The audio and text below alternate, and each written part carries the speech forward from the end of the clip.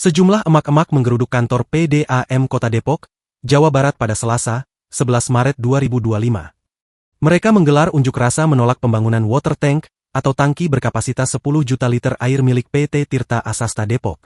Penolakan terjadi karena warga menilai bangunan water tank di Depok itu miring dan membahayakan. Maka dari itu, warga meminta tangki air raksasa itu dipindahkan.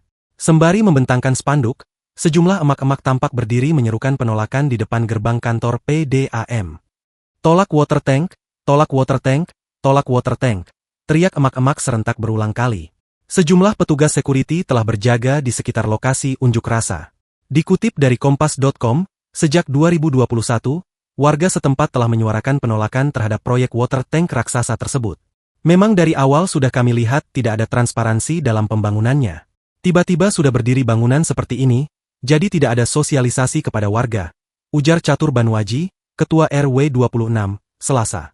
Catur menekankan, pihak pengelola tidak memberikan informasi yang jelas mengenai pembangunan. Padahal, jarak antara tangki air dan permukiman warga hanya sekitar 6 hingga 7 meter. Artinya, warga akan menjadi pihak terdampak pertama jika tangki bermasalah. Kekhawatiran warga semakin meningkat ketika mereka melaporkan bahwa fondasi tangki sudah mulai longsor. Bahkan terjadi kebocoran tanah yang menyebabkan banjir lumpur di sekitar permukiman.